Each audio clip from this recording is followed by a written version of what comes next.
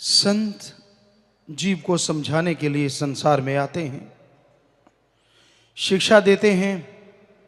उनका काम परमार्थ होता है, हर जीव का भला करना, भला करने की प्रेरणा देना और मालिक से भला मांगना। इंसान का मन कितना भी शैतान बन जाए, घटा घनघोर बन के छा जाए, तो भी संत पीर फकीर उसके लिए दुआ करते रहते हैं कि चलो अब नहीं तो कब, कभी ना कभी तो जागेगा। हे मालिक रहमत कर, दया कर, तेरा जीव है, मन के हथों मजबूर है, काम वासना क्रोध लोभ मोह अहंकार में पड़ गया है। कोई ना कोई चोर इस पे छा गया है, जिसकी वजह से इसकी बुद्धि मारी गई है, इसका विवेक काम छोड़ गया है। पर तू तो रहमो करम का मालिक है, और रहमत कर, इसे सद्बुद्धि बख्श, ये तेरे नाम से जुड़ जाए, तेरी दया में रहमत को हासिल करे और दोनों जहां की खुशियों का हकदार बन जाए। तो संतों का काम दुआ करना होता है। वो दुआ करते हैं सबके लिए, मालिक से दुआ मांगते हैं। जो सुन लिया करते हैं, सुन के मान लिया करते हैं, उन पे असर होना शुरू हो जाता है।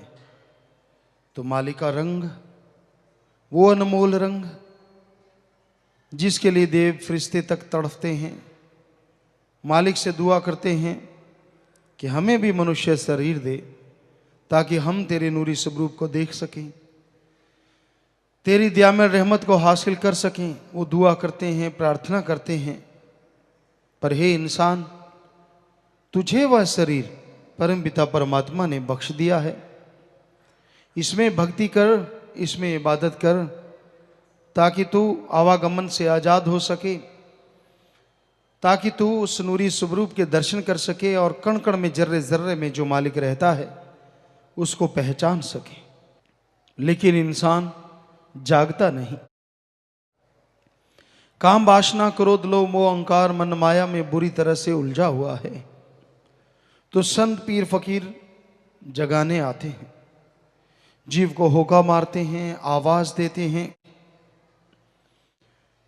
कि भाई ढीठ ना बन, मन के हाथों मजबूर ना बन, क्योंकि मन ने जब मझधार में डुबो दिया तब तड़फने के अलावा कुछ भी हासिल नहीं होगा। मौका है, मन से लड़ना सीख ले, काम वासना क्रोध लोभ मोह अहंकार की लगाम खींच ले, वरना ये लोग तुझे ऐसी जगह गिराएंगे, यहां भयानक दलदल होगी, तड़फता रहेगा, बेचैन रहेगा, खुशियां हासिल नहीं हो पाएंगी। बहुत जीव मानते हैं, कोई कोई होते हैं जो नहीं मानते, और उनके अंदर मन का इतना पारा चढ़ा होता है कि वो सोचते हैं संत पीर फकीर उन्हें कुछ कहें या उन्हें कुछ अलग ऐसा कर दें। ऐसा कुछ होता नहीं। संत तो सबके लिए दुआ करते हैं, सबका भला मांगते हैं, किसी को बुरा नहीं कहते, क्योंकि ये टाइम ही ऐसा है। बुरे को भी बुरा कह दो, खाने को आता है, किसी का भी भला कर दो, उल्टा पड़ता है, क्योंकि यह घोर कलयुग है। इसलिए संत सत्संग में तो सबको समझाते रहते हैं, पर यह नहीं है कि किसी अकेले को देख के कई लोग ऐसा दिखाते हैं कि हम वचन नहीं मानते, हम ये नहीं करते। तो आपके अपने कर्म हैं, इसमें संत क्या कर सकते हैं। ना मानो भाई, मर्जी आपकी, जब भोगोगे तब भी फिर मर्जी आपकी। कोई जरूरी थोड़ा ही ना होता है कि आप पे कोई असर होने वाला है, क्या पता किस पे कब, जिसकी वजह से आपका वो हाल हो जो आप सोचा भी ना हो, क्या पता उसकी न्याय की तलवार कब चल जाए। तो संत किसी से कोई पर्सनल दुश्मनी नहीं रखते, कोई संतों का किसी से बद्दुआ देने का कोई मतलब नहीं होता, लेकिन वो बताते जरूर हैं कि ऐसे कर्म करने से ये फल मिलने वाला है। अब डॉक्टरों के पास जाओगे तो क्या डॉक्टर बताएंगे नहीं कि ये टेबलेट ले लो भाई, करोसिन ले लो, फला ले लो, बुखार उतर जाएगा, एबल ले लो, नजला कुछ देर के लिए थम जाएगा, एलर्जी रुक जाएगी। तो उनका तो काम है बताना, आगे जी माने ना माने उसकी मर्जी। तो संतों का काम तो बताना है, इसमें हेंकड़ी वाली कौन सी बात है? करते रहो हेंकड़ी। संतों का काम बताना है, ये काम करोगे तो उसका रिजल्ट ये आने वाला है, ये करोगे तो ये आने वाला है। अब उसको अगर बद्दुआ समझ लो तो आपकी मर्जी, उसको दुआ समझ लो तो शायद आपकी अच्छी बात है, क्योंकि वो एक दुआ ही होती है जो आपको आगाह करते हैं। माँ बाप बच्चे को रोकते हैं ना, कुएं में मत पड़, ये थोड़ा ना कहते हैं कि कुएं में पड़ जा, रोकते हैं बेटा इधर मत जा, आग लगी पड़ी है उधर हाथ मत दे, सांप घूम रहा है बेटा उधर मत जा।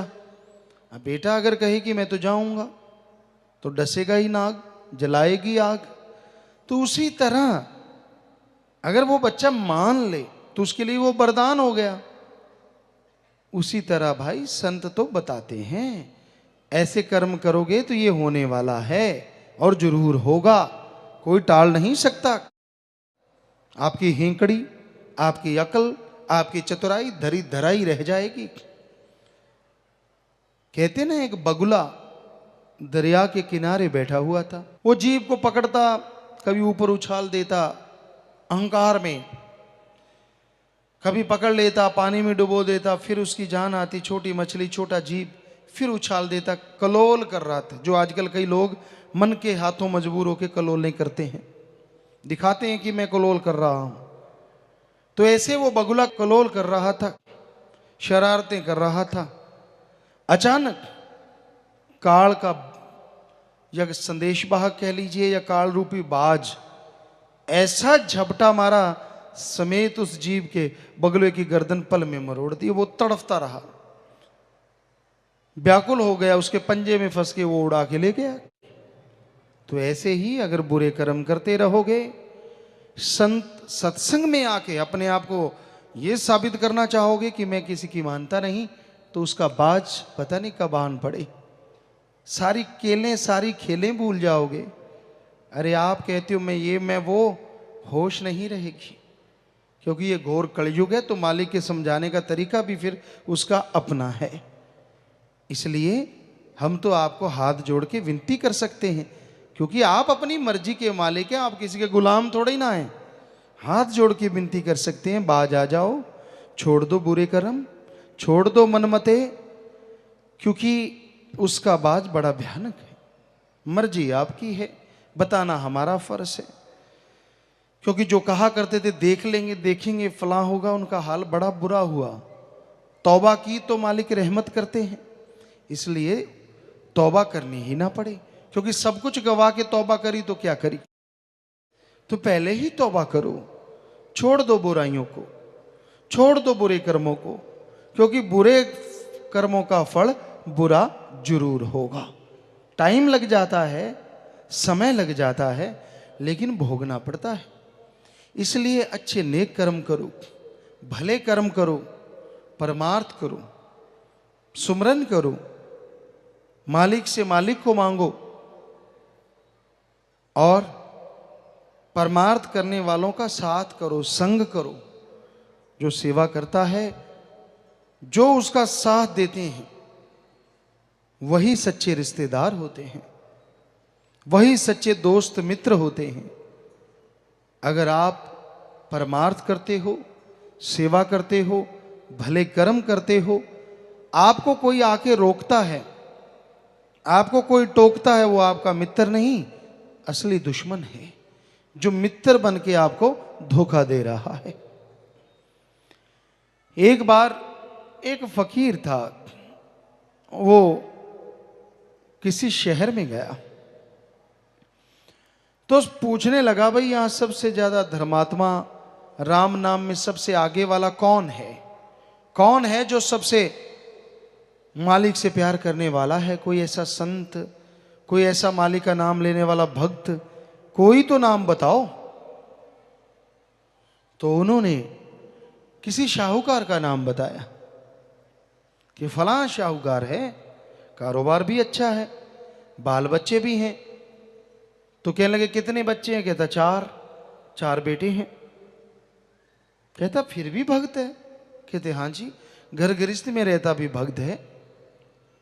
कहने लगे ठीक है। वो शाहूकार कि पास गया पूछते पछाते, शाहूकार अपनी दुकान में बैठा था। तो उस महात्मा ने जाके पूछा, जो कि फकीर था, इतना पहुंचा हुआ नहीं था, कि आप फला महात्मा हैं? कहने लगा, जी अहो भाग्य है, महात्मा तो आप हैं, मैं तो एक छोटा सा एक दुकानदार हूं, आप मेरी दुकान पे पधारे हैं, मेरे अहो भाग्य। कहने लगा, महात्मा को थोड़ा अहंकार आ गया, ये तो मेरे को इतना बोल रहा है। कहने लगा, आपके बेटे कितने हैं? कहने लगा, 2 बेटे हैं। महात्मा को गुस्सा आ गया, बड़ा गुस्सा आया कि मैं पूछ के आया हूं, इसके तो 4 बच्चे हैं और ये कह रहा है 2 बच्चे हैं। गुस्सा आ गया, कहता तू झूठा है, पाखंडी है, कोई राम नाम लेने वाला नहीं, ये वो जो मुंह में आया बकता गया। क्योंकि आदमी जब अहंकार और मन के घोड़े पे सवार होता है ना, बड़ा अनाप शनाप बोलता है। जब क्रोध आ जाता है, अगला पिछला कुछ भी देखता नहीं, फिर जो मुंह में आ गया दाड़ दाड़ दाड़ दाड़। तो वो शाहूकार चुप बैठा रहा, वो फकीर बोलता रहा। कुछ बोलने के बाद जाने लगा, मैं जा रहा हूं, मुझे कोई मतलब नहीं। कहने लगा, बात तो बता, तुझे क्या हो गया? कहने लगा, आपके बेटे तो 4 हैं, मैं पूछ के आया हूं, और आप कह रहे हैं कि 2 हैं, आप झूठ बोल रहे हैं। तो वो शाहूकार मुस्कुराया, कहता फकीर बैठ। बैठ गया। कहता बेटे तो मेरे 4 हैं, लेकिन 2 को तो मैं मरा हुआ मानता हूं। कहने लगा, क्यों? कहता जब भी राम नाम की बात आती है, अल्लाह मालिक की बात आती है, परमार्थ की बात आती है, वो गाली गलौज करते हैं। 2 बेटे मेरे ऐसे हैं जो मेरा साथ ही नहीं देते, बल्कि राम नाम में मेरे साथ जाके सत्संग सुनते हैं, संतों के वचनों पे अमल करते हैं, उनकी वजह से मैं सुखी हूं और सतगुरु को मानने वाला हूं। जब ये बात सुनी तो फकीर नीचा हो गया कि वाकई ये तो वाकई बहुत अच्छे भक्त हैं, महात्मा हैं, मैं तो ऐसे अहंकार कर रहा था, हकीकत तो यही है। तो यार दोस्त भक्तों, साथ संगत जी वही है, रिश्ता नाता वही है जो राम नाम में आपका साथ दे। क्योंकि राम नाम में कोई बुराई नहीं है। जो भी कोई राम नाम में चलता है, अच्छाई नेकी में चलता है, उसका नाम अमर हुआ है, हो रहा है और हमेशा होता रहेगा। लोग उसके नाम की जय जयकार करते हैं, लोगों के दिलो दिमाग में उनका नाम बसा हुआ है, और वो खुद अपनी आत्मा का रक्षक होता है, आवागमन से आज़ाद होता है और कुलों का उद्धार कर देता है। जो निंदक बन जाते हैं, जो पाप कर्म करते हैं, कोई भी धर्म ले लो, कोई भी पवित्र ग्रंथ ले लो, उसमें लिखा पड़ा है उनका वो हश्र होता है कहने सुनने से परे।